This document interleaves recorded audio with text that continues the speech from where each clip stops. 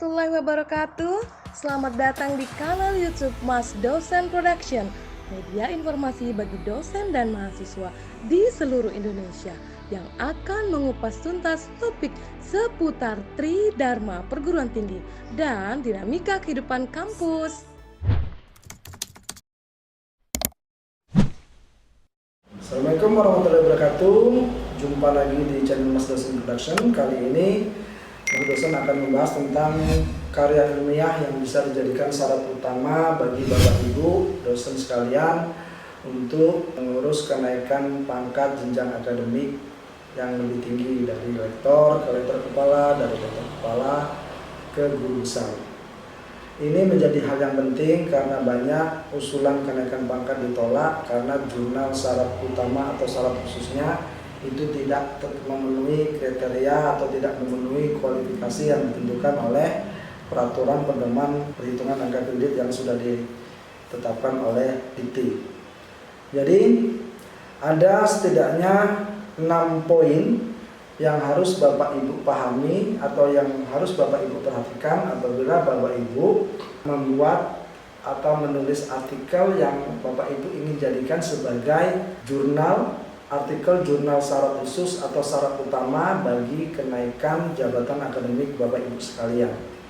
Jadi yang pertama itu artikel Bapak Ibu itu harus memiliki novelty, ya.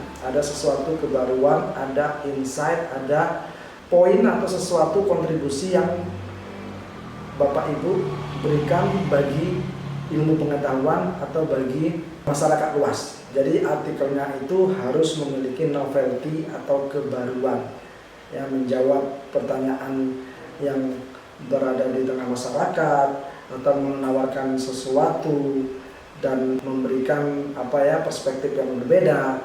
Jadi artikel syarat khusus harus memiliki novelty, memiliki kebaruan, memiliki kontribusi, memiliki sumbangan terhadap ilmu pengetahuan. Yang kedua, artikel syarat khusus itu harus sesuai dengan bidang ilmu dosen pengusul. Ini menjadi penting Bapak Ibu. Pengalaman saya menjadi tim validator perhitungan angka kredit, banyak jurnal atau artikel yang dijadikan syarat khusus bagi Bapak Ibu yang ingin menuju guru besar, tapi konten artikelnya tidak atau bukan merupakan bidang mencerminkan bidang ilmu yang Bapak Ibu geluti. Jadi artikel syarat khusus itu harus sesuai dengan bidang ilmu Bapak Ibu sebagai dosen pengusul. Jadi kalau kita misalnya saya di pendidikan bahasa Inggris, artikel syarat utama yang harus saya tulis itu adalah artikel di bidang pendidikan bahasa Inggris, di bidang pengajaran, apakah di bidang kurikulumnya, apakah di bidang kebijakannya, apakah di bidang instructional design-nya, tetapi yang jelas mencakup atau meliputi bidang keahlian di bidang bahasa Inggris. Jadi jangan nanti misalnya saya dosen pendidikan bahasa Inggris membuat artikel syarat khusus tapi di bidang sejarah, di bidang bahasa Indonesia misalnya, di bidang pendidikan kimia, itu tidak bisa diakui atau tidak bisa dijadikan syarat khusus untuk naik pangkat baik menjadi rektor kepala ataupun guru besar. Jadi Bapak Ibu harus hati-hati. Jurnal atau artikel syarat khusus atau syarat utama Bapak Ibu untuk LK atau GB adalah jurnal yang isinya harus sesuai dengan bidang ilmu Bapak Ibu sebagai dosen pengusul. Kemudian yang ketiga, karya ilmiah yang bisa dijadikan syarat utama atau syarat khusus adalah yang mengikuti guideline dan template standar jurnal yang dituju. Jadi guideline dan template-nya harus standar, ya. Jadi ada artikel, ada jurnal yang diajukan syarat khusus tapi tidak standar. Abstraknya tidak standar, template-nya tidak standar, jumlah katanya tidak standar, itu tidak bisa dijadikan jurnal syarat khusus. Kalaupun dipaksakan diajukan, mungkin surat Bapak Ibu akan tertolak. Kemudian yang keempat, artikel syarat khusus itu tidak boleh terindikasi plagiasi, falsifikasi, dan fabrikasi. Plagiasi adalah jiplak karya orang, kemudian falsifikasi adalah memalsukan data atau membuat data sesuai dengan kebutuhan kita. Fabrikasi itu adalah mengada-ngadakan data yang tidak ada. Jadi kita tidak boleh melakukan tindakan plagiasi, falsifikasi, dan fabrikasi untuk jurnal atau artikel atau publikasi atau karya-karya kita sebagai dosen. Jangankan sebagai syarat khusus atau syarat utama, untuk karya-karya kita yang lain pun kita tidak boleh melakukan plagiasi, falsifikasi, dan fabrikasi.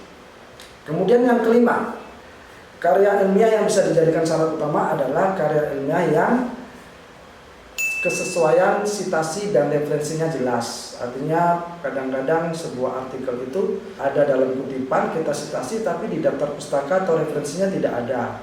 Atau juga sebaliknya, di referensi ada, tetapi di citasi di dalam paragraf, di dalam body of artikelnya tidak ada. Itu tidak boleh. Jadi itu tidak bisa dijadikan jurnal syarat khusus. Kadang-kadang kita karena ingin keren, daftar pustakanya dibanyain sampai 100, tapi tidak dipakai, tidak ada citasinya di dalam artikelnya. Itu tidak boleh ya Bapak Ibu, dan itu tidak akan bisa dijadikan jurnal syarat khusus. Kemudian yang keenam, jurnal bereputasi itu harus dalam status ongoing, terindeks di Scopus, Web of Science, atau indeksasi global kredibel lainnya ya. Jadi tidak boleh jurnal syarat utama, artikel syarat utama atau syarat khusus itu tercancel atau terdiscontinue pada saat usulan kita sedang dinilai. Jadi tidak bisa. Jadi jurnal atau syarat utama yang kita ajukan tapi statusnya tercancel atau terdiscontinue itu tetap bisa dihitung hukumnya, tetapi dia batal sebagai jurnal syarat khusus atau syarat utama. Dia hanya akan menjadi jurnal internasional biasa atau menjadi jurnal pelengkap untuk menambahi kekurangan hukum Bapak Ibu, tetapi tidak bisa dijadikan jurnal syarat utama. Jadi ada 6 karya ilmiah yang bisa dijadikan syarat utama atau syarat khusus untuk menaikkan pangkat jabatan akademik Bapak Ibu. Yang pertama, memiliki novelty, kebaruan, sesuai dengan bidang ilmu dosen pengusul, mengikuti guideline dan template yang sesuai dengan standar jurnal, tidak terindikasi plagiasi, falsifikasi, dan fabrikasi, kesesuaian citasi dan referensinya harus jelas, mana yang disitasi harus ada di referensi, mana yang direferensi harus ada di dalam citasi. Kemudian yang keenam adalah jurnal bereputasi dalam status ongoing indeksasinya, jangan yang tercancel ataupun yang terdiscontinue pada saat usulan Bapak Ibu dinilai. Itu saja, semoga bermanfaat. Salam sehat, terima kasih. Assalamualaikum warahmatullahi wabarakatuh.